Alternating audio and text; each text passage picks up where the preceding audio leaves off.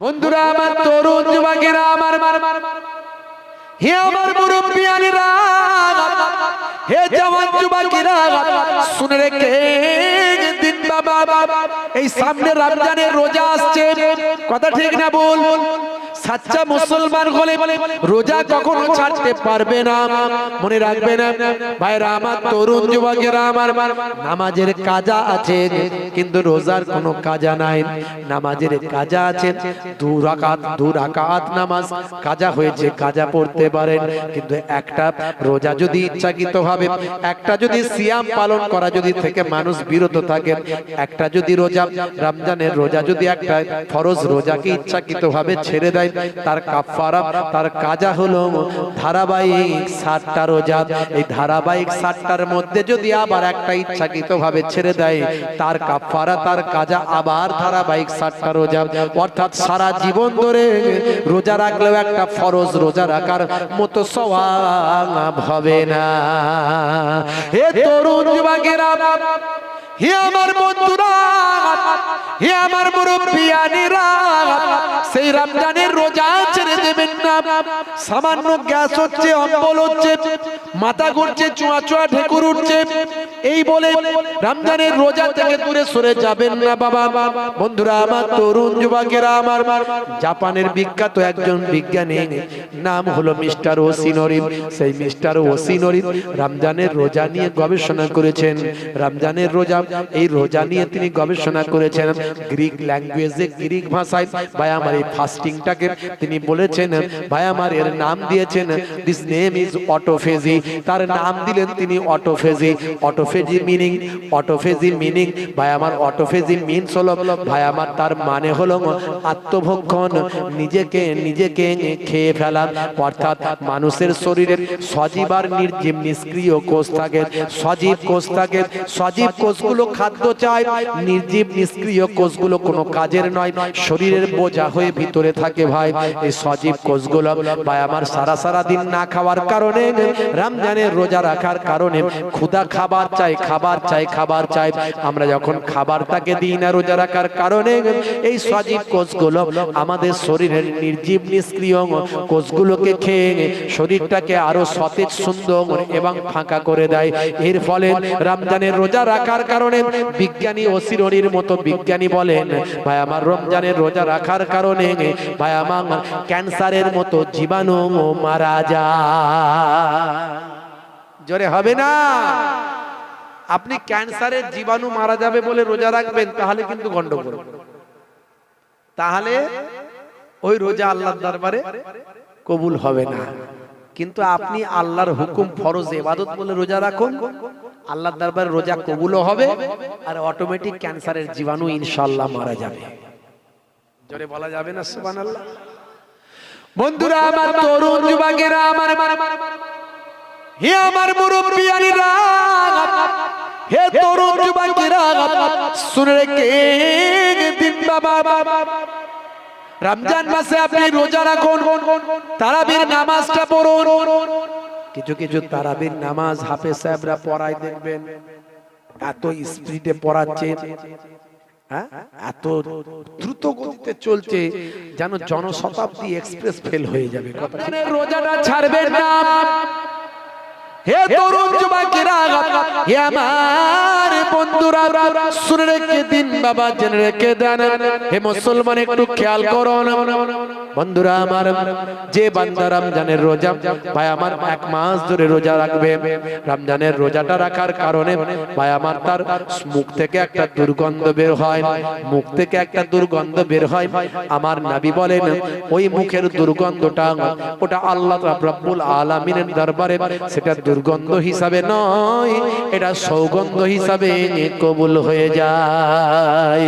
হে তরুণ যুবকেরা, রোজাদার বান্দাদের জান্নাতের ভিতরে আমার আল্লাহ ইফতারের ব্যবস্থা করবেন, মেহমানদারি করবেন, রোজাদার বান্দাদের জন্য স্পেশাল মেহমানদারির ব্যবস্থা হবে। হে তরুণ যুবকেরা, রোজাদার বান্দারা আমার আল্লাহকে দেখতে পাবেন, আল্লাহর দিদার তারা লাভ করবেন। রোজা রাখার ফাজিলাত অনেক, অনেক গুরুত্ব, অনেক মর্যাদা। এই এক মাস রমজানের রোজা আসছে, রোজাটা ছাড়বেন না বাবা। 5 ওয়াক্ত নামাজটা পড়ুন, আল্লাহর হুকুম নির্দেশনাটা মান্য করুন।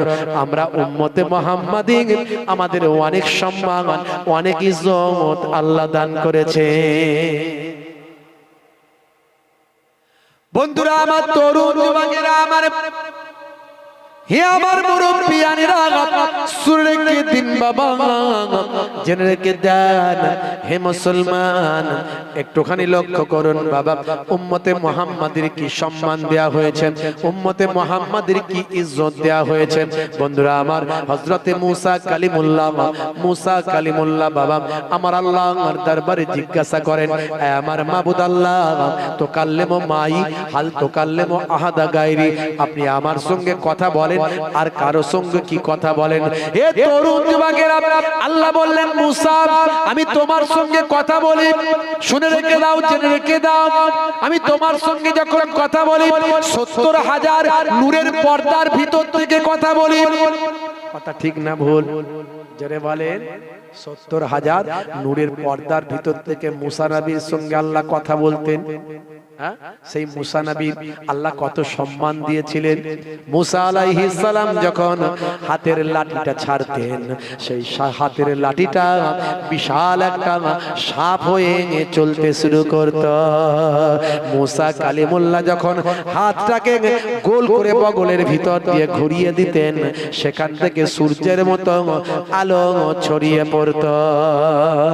জোরে হবে না? জোরে হবে না? হে তরুণ যুবকেরা, মুসা নবী যখন দুনিয়ার জমিনে এসেছিলেন, সেই সময় ফেরাউন জানতে পেরেছিল তার হাতে বনি ইসরাইলের একজন আসছে, তার কাছে এই ফেরাউনের ক্ষমতা চলে যাবে, এটা জানতে পেরেছিল। কারণ তৎকালীন সময়ে জাদুকর যারা, তারা জিন হাসিল করত। সেই জিন হাসিল করার কারণে জিনেরা আকাশের দরজা থেকে জেনে আসতো। আকাশে আমার আল্লাহ কোনো কিছু জমিনের বুকে ঘটানোর আগে আকাশে ফারিস্তাদের মাঝখানে আলোচনা করে দিতেন। ফারিস্তারা নিজেদের মাঝখানে আলোচনা করত, আর এই আলোচনাটা জেনেরা শুনে আসতো। শুনে এসে ওই জাদুঘরকে বলে দিত। ওই জাদুঘর আবার ভাই আমার তার নিজের ইচ্ছা মতো, পছন্দ মতো মানুষদের মাঝখানে খবরটা ছড়িয়ে দিত। এইভাবে আকাশের খবর জমিনে পৌঁছে যেত। কিন্তু আজকের যুগে আর সে খবর আসে না। তার কারণ হলো আমাদের নবী দুনিয়ার জমিনে আসার পর থেকে আকাশের দরজায় জেনেরা আর যেতে পারে না। ফারিস্তারা সেখানে গার্ড দেন, জেনেরা আকাশের দরজায় আর যাওয়ার সাহস হয় না। এই জন্য আজকের যুগে যারা জ্যোতিষী, আজকের যুগে যারা গণককার, আজকের যুগে যারা হাত ফাত চালে, যারা গায়েবের খবর বলে, কখনো গায়েবের খবর সঠিক বলতে পারে না। তরুণ যুবকেরা, হে আমার বন্ধুরা, শুনে রেখে দিন বাবা, জেনে রেখে দেন, সেই নাপাক পানিটাকে আমার আল্লাহ মাতৃগর্ভে রাখলেন। ভাইরা আমার, এই নাপাক পানিটা, পুরুষের নাপাক পানিটার নাম হলো শুক্রাণু, আর মায়ের ওটা নাম হলো ডিম্বাণু। এই শুক্রাণু আর ডিম্বাণু মিলিত হলো, লক্ষ লক্ষ শুক্রাণু ছুটতে লাগলো। তার মধ্যে থেকে একটা শুক্রাণু ডিম্বাণুর মধ্যে প্রবেশ করলো। যে একটা শুক্রাণু লড়াই করে সবাইকে পরাজিত করে এগিয়ে গেল, যে গেল তিনি হলেন আমি আপনি। হে তরুণ যুবকেরা, হে আমার মুরব্বিয়ানেরা, ওই ডিম্বাণুর সঙ্গে মিলিত হয়ে এক কাতরা নাপাক পানি মাতৃগর্ভে থাকতে লাগলো। হে তরুণ যুবকেরা, একটু কল্পনা করুন, ভাবুন, গবেষণা করুন। এই এক কাতরা নাপাক পানি মাতৃগর্ভে একটা নির্দিষ্ট টাইম থাকার পরে সেই নাপাক পানিটাকে আমার আল্লাহ কুদরতি ক্ষমতা জমাট বাঁধা রক্তে পিণ্ডতে পরিণত করলেন। জমাট বাঁধা রক্তে পরিণত করলেন। সেই জমাট বাঁধা রক্তটা আবার থাকতে লাগলো। মাতৃগর্ভে নির্দিষ্ট টাইম থাকার পরে আমার আল্লাহ কুদরতি ক্ষমতায় সেই জমাট বাঁধা রক্তটা আবার গোস্তের টুকরে পরিণত হয়ে গেল। হে তরুণ যুবকেরা, বেশ কিছুদিন থাকার পরে মহান আল্লাহর দয়ায় সেই গোস্তের পিণ্ড, গোস্তের টুকরো থেকে আমার আল্লাহ পঞ্চ ইন্দ্রিয় নাসিকা, কর্ণ, জিহ্বা, ত্বক, আমার আল্লাহ হাত, পা, মুখ, চেহারা সব কুদরতি ক্ষমতায় দান করলেন। পঞ্চ ইন্দ্রিয় নাসিকা, কর্ণ, জিহ্বা, ত্বক আল্লাহ দান করলেন। হে তরুণ যুবকেরা, হে আমার বন্ধুরা, শুনে রেখে দিন বাবা, জেনে রেখে দিন বাবা, আমার আল্লাহ বা আমার একটা মানুষের শরীর, অবয়ব সবকিছু মাতৃগর্ভে এর ভিতরে দান করলেন। ছোট্ট একটা শিশুর জন্ম হলো, মাতৃগর্ভে শিশুর শরীর তৈরি হলো, কেবলমাত্র তাকে রূহ এখনো দেওয়া হয়নি। আমার আল্লাহ ফারিস্তাকে নির্দেশ করলেন, হে ফারিস্তা, যাও যাও যাও, মাতৃগর্ভের ভিতরে গিয়ে ওই সন্তানের ভিতরে রূহটা দান করে দাও। আমার আল্লাহর নির্দেশে ফারিস্তা সেই সন্তানের ভিতরে কুদরতি ক্ষমতায় রূহ দান করে দেয়। রূহ দান করার পরে মাতৃগর্ভে সন্তানের যে অঙ্গটা সবচেয়ে আগে কাজ করে, কোরআনের ভাষায় বলা হয়েছে সেটা হলো সন্তানের কান, শ্রবণ শক্তি। বুঝতে পারছেন? সামিউন বাসির, আগে শোনা তারপরে দেখা। মাতৃগর্ভে সবচেয়ে আগে যে অঙ্গটা, যে অর্গানটা কাজ করে সেটা হলো শ্রবণ শক্তি। 1450 বছর আগে আল্লাহর কোরআন বলেছে। আজকের যুগের বিজ্ঞানীরা গবেষণা করে বলছে কোরআন ঠিক বলেছে। মাতৃগর্ভে পঞ্চ ইন্দ্রিয় নাসিকা, কর্ণ, জিহ্বা, ত্বকের প্রথম যে ইন্দ্রিয় কাজ করে সেই ইন্দ্রিয়টা হলো শ্রবণ ইন্দ্রিয়। জোরে বলেন সুবহানাল্লাহ। কোরআন যা বলেছে আজকের যুগের বিজ্ঞানীরা, স্বাস্থ্য বিশেষজ্ঞরা মেনে নিতে বাধ্য হয়েছে। আমি এরকম উদাহরণ অনেক দিয়েছি, একটা দুটো না, অসংখ্য উদাহরণ দিয়েছি। ইন্টারনেটে গিয়ে আমার নাম লিখলে 20-25 হাজার বক্তব্য পাবেন, একটা দুটো নয়, হাজার হাজার বক্তব্য পাবেন। আমি একটার পর একটা ধারাবাহিক বলার চেষ্টা করেছি। বাপেরা আমার, তরুণ যুবকেরা আমার, মুরব্বিয়ানেরা আমার, হে তরুণ যুবকেরা, 1450 বছর আগে আল্লাহর কোরআন যা বলছে আজকের যুগের বিজ্ঞানীরা মেনে নিতে বাধ্য হচ্ছেন। বন্ধুরা আমার, তরুণ যুবকেরা আমার, 1450 বছর আগে আল্লাহর কোরআন শুকরের গোশত খাওয়া হারাম করে দিয়েছেন। হে তরুণ যুবকেরা, হে আমার মুরব্বিয়ানেরা, ইন্নামা হারামা আলাইকুমুল মাইতাতা ওয়াদ-দামা ওয়া লাহামাল খিনজির। আমার আল্লাহ এখানে তিনটে জিনিসকে হারাম করলেন কোরআনের ভাষায়। আমার আল্লাহ বললেন ইন্নামা হারামা, নিশ্চয় আল্লাহ তাআলা হারাম করেছেন তোমাদের জন্য মাইতাতা, মৃত জীব খাওয়া, মৃত চতুষ্পদ জন্তু খাওয়া তোমাদের জন্য আল্লাহ হারাম করেছেন। আজকের স্বাস্থ্য বিশেষজ্ঞরা বলছেন মৃত জীব, মৃত চতুষ্পদ জন্তু যদি খাওয়া হয় ভাই আমার, তার শরীরে জীবাণু লেগে থাকে, তার রক্তের জমাট বেঁধে যায়, রক্তের মধ্যে জীবাণু থাকে। মৃত পশু খাওয়া মানুষের জন্য, স্বাস্থ্যের জন্য ক্ষতিকর। হে তরুণ যুবকেরা, এবং প্রবাহিত রক্ত খাওয়া মানুষের জন্য আল্লাহ হারাম করেছেন। প্রবাহিত রক্ত, আজকের স্বাস্থ্য বিশেষজ্ঞরা বলছেন প্রবাহিত রক্তের মধ্যে থাকে জীবাণু, প্রবাহিত রক্তের মধ্যে থাকে ভাইরাস, রক্তের মধ্যে ভাইরাস থাকতে পারে। তাই এখনো পৃথিবীর এমন কিছু দেশের মানুষ আছে যারা রক্ত খাওয়াকে মনে করে স্বাস্থ্যের জন্য উপকার। না না না, আধুনিক বিজ্ঞান বলছে রক্ত পান করা স্বাস্থ্যের জন্য ক্ষতিকর, তাই রক্ত খাওয়া উচিত নয়। হে তরুণ যুবকেরা, 1450 বছর আগে আমার আল্লাহ কোরআন মাজিদে জানিয়ে দিলেন প্রবাহিত রক্ত খাওয়া আমি আল্লাহ হারাম করেছি। হে তরুণ যুবকেরা, আমার বাছুরের থেকে বেশি, ভেড়ার থেকে বেশি, ছাগলের থেকে বেশি, দুম্বার থেকে বেশি, সমস্ত প্রাণী কুলের থেকে সবচেয়ে বেশি ফ্যাটের পরিমাণ বেশি হলো শূকরের গোশতে। তাই শূকরের গোশত যদি নিয়মিত কেউ ভক্ষণ করে তারা হার্টের কার্ডিও সমস্যা দেখা দেবে। শুধু তাই নয়, আমি এই বিষয়ে অনেক আলোচনা করেছি, এটুকুই বলবো, শূকরের গোশত যদি নিয়মিত কেউ খায় ছোট বড় 18টা অসুখ তার শরীরে দেখা যেতে পারে ভাই। তাই আল্লাহ 1450 বছর আগে যেগুলো হারাম করেছেন আজকের যুগে বিজ্ঞান আর বাস্তবতায় সেগুলো প্রমাণিত হয়েছে। আমার আল্লাহ মদকে হারাম করেননি, এই মদ আল্লাহ হারাম করেছেন কোরআনে। আজকের বিজ্ঞানীরা, স্বাস্থ্য বিশেষজ্ঞরা তারা কি বলছে? মদ খাওয়া ভালো বলছে। তারা কি বলছে? ডাক্তাররা কি বলছে? মদ খেলে উপকার না ক্ষতি? মদ খেলে ক্ষতি তো। কিছু ছেলে বলে মেডিকেল জুস হুজুর, ডাক্তার খেতে বলেছে শরীর স্বাস্থ্য ভালো হবে, আছে না নাই? মুসলমানের ছেলে মিলাদুন নবীতে যায়, হুজুর দেখলে সালাম দেয়, ইমাম সাহেবের সঙ্গে মুসাফাটা করে নেয়, ঈদের দিনে ফাঁস কাতারে দাঁড়ায়, চাঁদা যা লাগবে দেব, কোনো অসুবিধা নাই, মায়ের পায়ে কদম বসি করে নাই। আবার রাত্রে 9টা বাজলে সোপের সামনে গিয়ে লাইনটা লাগিয়ে হাতটা গলিয়ে দিয়ে বলে কাকা একটা অফিসার চয়েস চাই, আছে না নাই? মুসলমানের ছেলে লাল পানি মারে, হে তরুণ যুবকেরা, আবার যখন খায় তখন চানাচুর ভাজা মুরগির কষা দিয়ে চালায়, আর বলে জানিস না হুজুররা বলে কিছু খেলে বিসমিল্লাহ বলতে হয়।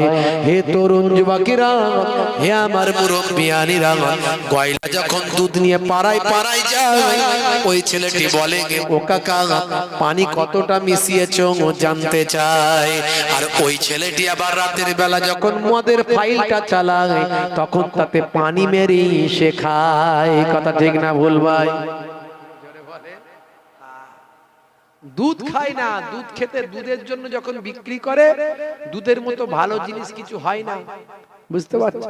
অথচ সেই দুধের কথা বলে কত পানি মিশিয়েছো বলো, আর অথচ রাতের বেলা সে মদটা পানি মিশিয়ে খাচ্ছে। আবার বললে বলে হুজুররা কিছু জানে না, খামাখায় বকছে, এ মেডিকেল জুস, এটা মদ নাকি? ডাক্তাররা বলেছে মেডিকেল জুস, ডাক্তাররা বলেছে মেডিকেল জুস খেলে শরীর স্বাস্থ্য ভালো হবে, মদকে জুস বলে চালায়।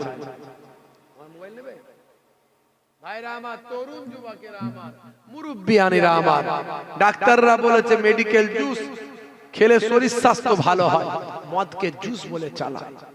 আখেরি জামানা, ঈমান বাঁচানো বড় তাই। বন্ধুরা আমার, তরুণ যুবকেরা আমার, এই করোনা যত বেড়েছিল মুসলমান তত আযান আর নামাজ বেশি পড়েছিল। কথা ঠিক না ভুল? করে বলে হে তরুণ যুবকেরা, হে আমার বন্ধুরা, ব্রিটেনের দুজন স্বাস্থ্য বিশেষজ্ঞ, নাম হলো তার বাবা, একজনের নাম মিস্টার রিচার্ড আর একজনের নাম মিস্টার ফিলিপ, দুইজন মিলে গবেষণা শুরু করেছিল যে মুসলমানেরা ঠিকমতো করোনার ক্রাইটেরিয়া মেনে চলে না, মাস্ক ঠিকঠাক ভাবে ইউজ করে না, ঠিকঠাক ভাবে তারা ডিসটেন্স ফলো করে না, ঠিক ভাবে তারা ভাই আমার কোয়ারেন্টাইনে থাকে না, ভাই আমার কোয়ারেন্টাইনে থাকে না, তারা ঠিকভাবে করোনার রেস্ট্রিকশন মেনে চলে না, তাই তাদের মধ্যে নিশ্চয় করোনা পরিমাণ বেশি হয়েছে। হে তরুণ যুবকেরা, এই বলে তারা গবেষণা করতে শুরু করলো, তারা বিষয়টাকে অবজার্ভ করার চেষ্টা করলো। মুসলিম পাড়ায় গিয়ে তারা বলল, হে মুসলমানেরা, আচ্ছা বলুন তো দেখি করোনায় কতজন আক্রান্ত হয়েছে, করোনায় কতজন মারা গেছে? মুসলিম ভাইরা বলল, না না না, আমাদের এখানে কোন মানুষ আমাদের এখানে করোনায় মারা যায়নি, কোন মানুষ আমাদের এখানে করোনায় আক্রান্ত হয়নি, কোন এনজিওরও হয়নি, কোন মানুষ এখানে ডায়েট হয়নি, মারা যায়নি বাবা। হে তরুণ যুবকেরা, হে আমার মুরব্বিয়ানেরা, সেই সময় ওই দুইজন বিশেষজ্ঞ, একজনের নাম মিস্টার রিচার্ড আর একজনের নাম মিস্টার ফিলিপ, তারা বলল আপনারা করোনার সময় কি করেছেন, কি ওষুধ প্রয়োগ করেছেন, কিভাবে জীবন যাপন করেছেন? তারা বলেছিল করোনা যত আমাদের এখানে বেড়েছে, মুসলমান আমরা আজান আর নামাজ বেশি বেশি আমরা দিয়েছি। যত করোনা বেড়েছে আজান আর নামাজ বেশি বেশি। আপনাদের দিকে আজান হয়েছিল না? হয়েছিল কি জি রাতের বেলা? আমাদের একটা দুটো কোনো মানামানি ব্যাপার নেই, যখন ইচ্ছা তখন আজান হচ্ছে। আমার আল্লাহ দেখিয়ে দিয়েছে পৃথিবীর এক প্রান্ত থেকে অপর প্রান্তে যেখানে জীবনে কোনোদিন আজান হয়নি সেখানেও মুসলমানরা আজান দিয়েছে। প্রশাসনকে অনুমতি নিয়েছে প্রশাসন, আমরা আজান দিলে আমাদের জানি যে বিপদ পালিয়ে যায়, তো তোমরা যদি অনুমতি দাও তাহলে একটু আজানটা দেব ভাই। তো প্রশাসন বলছে যদি মানুষ মারা বন্ধ হয়ে যায় তো আজান কেন, যা খুশি দিবি অসুবিধা নাই। যেখানে জীবনে কখনো আজান হয় না, বার্সেলোনা ভাই আমার, রোম থেকে শুরু করে পৃথিবীর এমন কোন জায়গা নাই যেখানে মুসলমান নাই। তারা প্রশাসনের কাছে অনুমতি নিল, আমাদের একটু আজানের অনুমতি দেয়া হোক। এই হাজার হাজার মানুষ করোনায় মারা যাচ্ছে। আমাদের ধর্মীয় বিশ্বাস হলো যদি আমরা আজান দিই তাহলে বিপদ সেখান থেকে পালিয়ে যায়। প্রশাসন বলল কোনো অসুবিধা নাই, আজান কেন, যা খুশি দাও, তাতে যদি মানুষ মরা বন্ধ হয়, করোনা যদি পালায়, এতে লাভ আছে, কোনো ক্ষতি নাই। হে তরুণ যুবকেরা, মুসলমান আজান দিয়েছিল, আপনাদের জানা আছে এই আজান তারা দিয়েছিল পৃথিবীর এক প্রান্ত থেকে অপর প্রান্তে। আমার আল্লাহ বুঝিয়ে দিয়েছিল বান্দা শুনে রেখে দে, আমি আল্লাহ যে আছি তা আমি বুঝিয়ে দিয়েছি। পৃথিবীর কোন জায়গায় আজান দিতে বাকি ছিল না। হে তরুণ যুবকেরা, হে আমার মুরব্বিয়ানিরা, শুনে রেখে দিন বাবা, জেনে রেখে দিন বাবা, মুসলমান একটুখানি লক্ষ্য করুন, যত করোনা বেড়েছে মুসলমান আজান আর নামাজ বেশি বেশি পড়েছে। কথা ঠিক না ভুল? ম্যাডাম জেনিফারের নাম শুনেছেন? জেনিফার এই অল্প কয়েক মাস আগে ফুটবল বিশ্বকাপ হয়েছিল। এই ফুটবল বিশ্বকাপের সেমিফাইনালে একটা ছোট্ট মুসলিম দেশ খেলেছিল। ওই দেশটার নাম কি জানেন? ওই দেশটার নাম হলো মরক্কো। এই মরক্কো খেলেছিল ফুটবল বিশ্বকাপ। বন্ধুরা আমার, তরুণ যুবকেরা শুনে রেখে দেন, জেনে রেখে দেন, এই মরক্কোতে ভাই আমার ম্যাডাম জেনিফার গানের কনসার্ট করতে গিয়েছিলেন। তিনি একজন ব্রিটেনের বিখ্যাত একজন সিঙ্গার। তিনি ইংরেজি এবং আরবির এই বিভিন্ন ভাষাতে তিনি গান করে বেড়াতেন। বাবা, হে তরুণ যুবকেরা, হে আমার বন্ধুরা, হে আমার মুরব্বিয়ানিরা, শুনে রেখে দিন বাবা, ম্যাডাম জেনিফার ব্রিটেনের বিখ্যাত সিঙ্গার, তিনি চলে গেলেন মরক্কোতে। মরক্কোতে যাওয়ার পর ভাইরা আমার, কনসার্টের উদ্দেশ্যে তিনি গেছেন, গান গাইবেন, সিঙ্গিং করবেন। She is a greatest singer in the world, সারা পৃথিবীর একজন বিখ্যাত তিনি একজন গায়িকা। বাবা, হে তরুণ যুবকেরা, হে আমার মুরব্বিয়ানেরা, শুনে রেখে দিন বাবা, এমন সময় যখন রাস্তা দিয়ে যান, হঠাৎ করে মরক্কো একটা মুসলিম দেশ, ছোট্ট দেশ, একটা আওয়াজ ভেসে আসলো। সেই আওয়াজটা শুনে ম্যাডাম জেনিফার মুগ্ধ হয়ে যান। জিজ্ঞাসা করলেন, ভাইরা, হে আমার সাথী সঙ্গীরা, কিসের গান এটা? এ গান তো আমি কখনো শুনি না, কিন্তু এই গান আমার হৃদয়কে বিগলিত করছে। কি সুন্দর ছন্দ, কি সুন্দর তাল, কি সুন্দর ভঙ্গিমা, আমি মুগ্ধ হয়ে যাই। লোকেরা বলে, ম্যাডাম এটা কোনো গান নয়, এর নাম হলো আজান। জোরে হবে না? জোরে হবে না? কি সুন্দর আজানের ছন্দ, আজানের তাল, আজানের ভাইব্রেশন। আজান যদি মনোযোগ দিয়ে শোনা হয়, হার্টের জন্য উপকার হয়, স্বাস্থ্যের জন্য উপকার হয়, মনের স্বস্তি আসে আজান শুনলে। আজানের মধ্যে সে ছন্দ, সে ভাইব্রেশন, সে ভঙ্গিমা আমার আল্লাহ দান করেছেন। আল্লাহু আকবার, আল্লাহু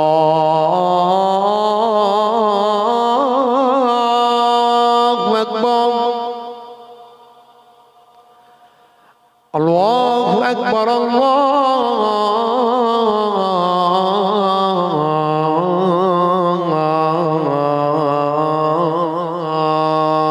আকবার। ম্যাডাম জেনিফার অবাক হয়ে যান।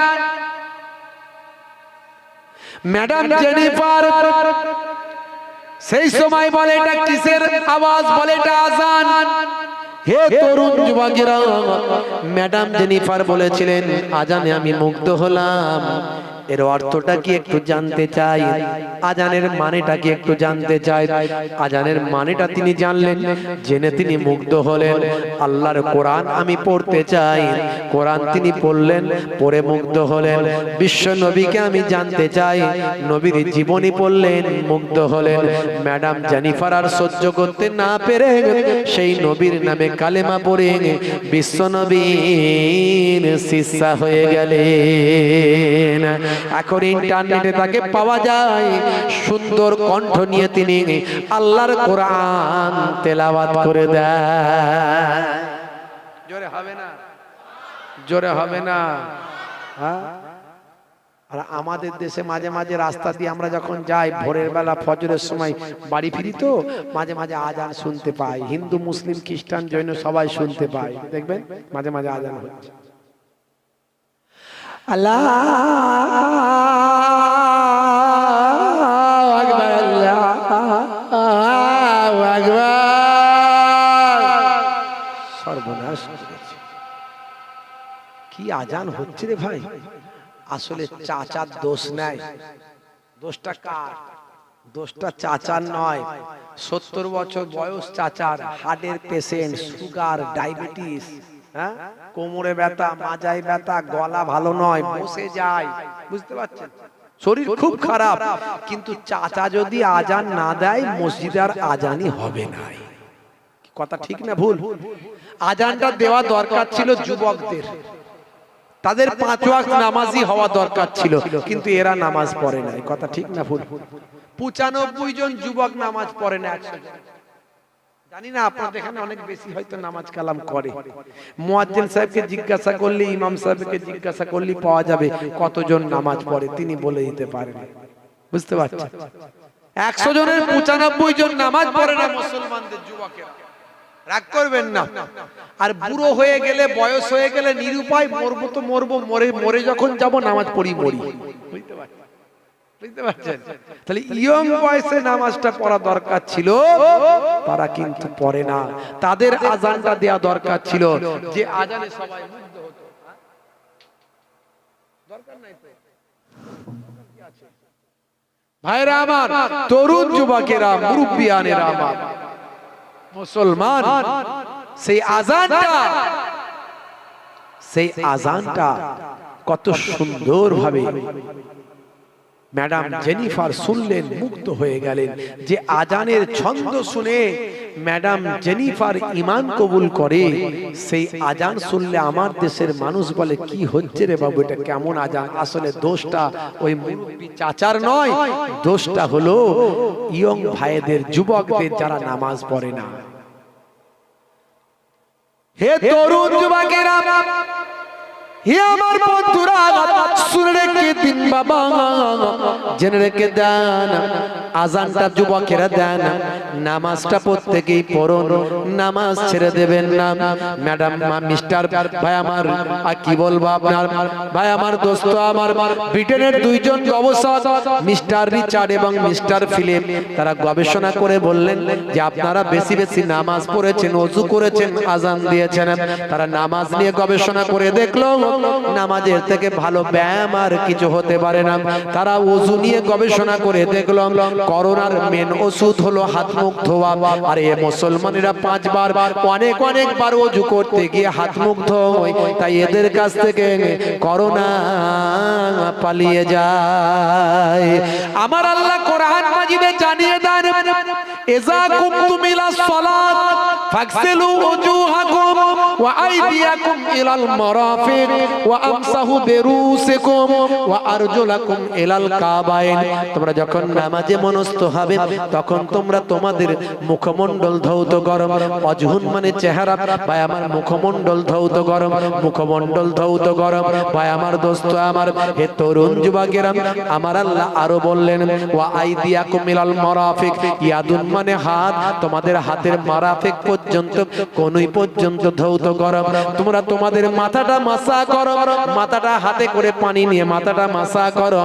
আর তোমরা তোমাদের ওয়া আরজুলাকুম ইলাল কাবাইন, তোমরা তোমাদের এই পা গুলোকে, রিজলুন মানে পা, এই পা গুলোকে গিরার উপর পর্যন্ত ভালো করে ধৌত করো। এই গোসলে ওযুর ফরজ হলো 4টে। ওযুর ফরজ কটা বাবা? জোরে বলেন।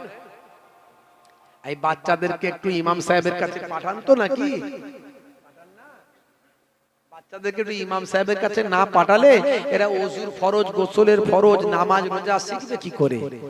আপনার ছেলেটা মেরিট, তাকে আপনি ডাক্তার বানান, ইঞ্জিনিয়ার বানান, হায়ার এডুকেটেড করেন, আইএস আইপিএস ডব্লিউবিসিএস করুন। কারণ আমাদের সমাজ এখনো অনেক পিছিয়ে আছে, শিক্ষা থেকে এখনো অনেক দূরে। মেয়ের জন্ম হলে বাপের মন খারাপ, মেয়ের জন্ম হলে বাপের মন খারাপ, আবার বড় করতে হবে, বিয়ে দিতে হবে, হ্যাঁ, আবার খরচা হবে, জামাই আনতে হবে, অনেক মন খারাপ।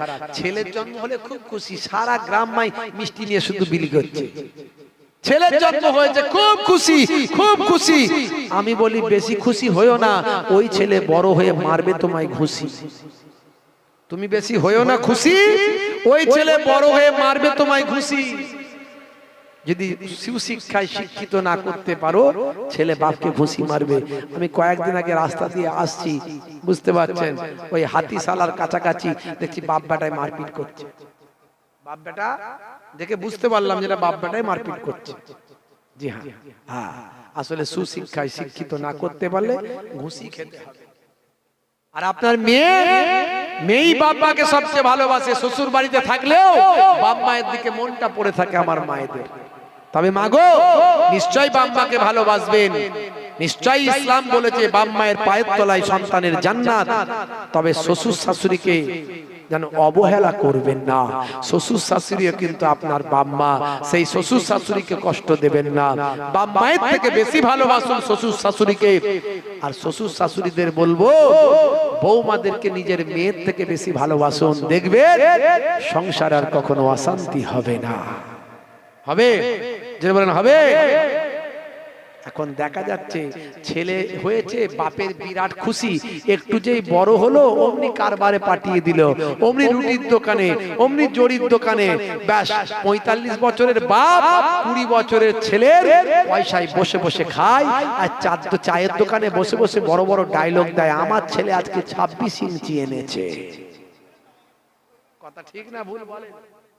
বন্ধুরা আমার, তরুণ যুবকেরা আমার, রাগ করবেন না। বাপ, ইসলাম বলেছে তোমার শরীর যতক্ষণ আছে, ক্ষমতা যতক্ষণ আছে, ততক্ষণ তুমি পরিশ্রম করো, খেটে খাও, হালাল ইনকাম করো।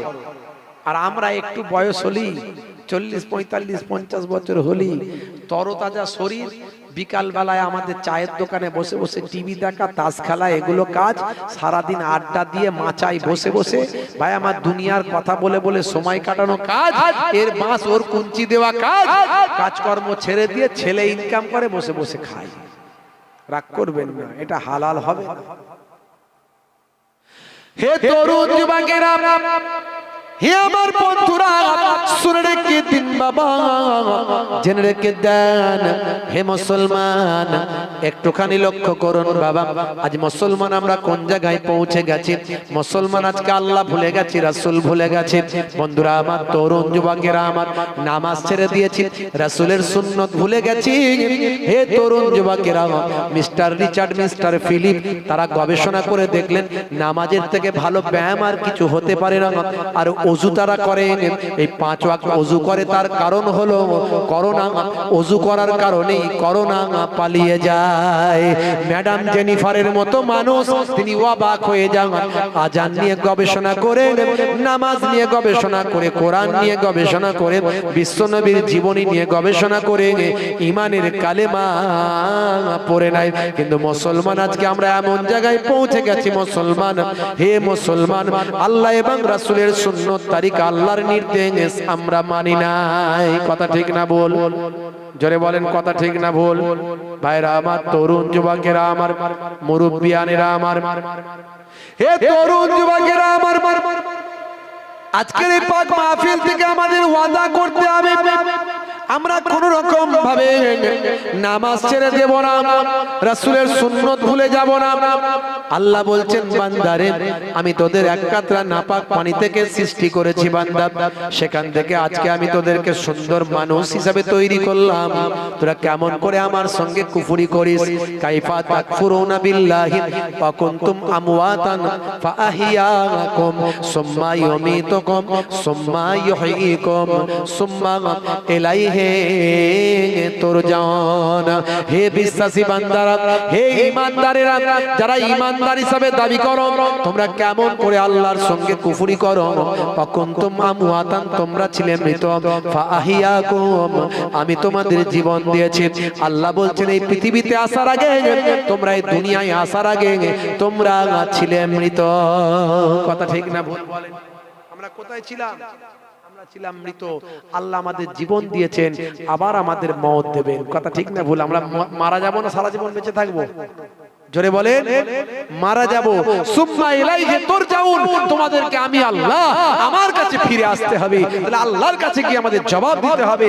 তারপরেও আমরা কিন্তু আল্লাহর হুকুম মেনে চলছি না কেন আজ থেকে প্রতিজ্ঞা করুন আল্লাহর নির্দেশনা ছেড়ে দেব না কি হবে মানুষ হয়ে কি হবে মানুষ হয়ে যদি না চিনতে পারে নিজ প্রভুকে কি হবে মানুষ হয়ে মানুষগুলো করছে দেখো খোদারি ওই অবাধ্যতা দিন রাতে নামাজ ছেড়ে ধরছে তারা পাটির ধ্বজা মানুষগুলো করছে দেখো খোদারি ওই অবাধ্যতা দিন রাতে নামাজ ছেড়ে ধরছে তারা পাটির ধ্বজা নেতার ওই পেছন ধরে ঘুরছে তারা বন বনিয়ে নেতার ওই পেছন ধরে ঘুরছে তারা বন বনিয়ে যদি একটা টিকিট পাই জমবে খেলা কি হবে মানুষ হয়ে কি হবে মানুষ হয়ে কি হবে ছেলে সেজে কি হবে ছেলে সেজে কি হবে ছেলে সেজে যদি না থাকতে পারে পিতা মাতার কষ্টে পাশে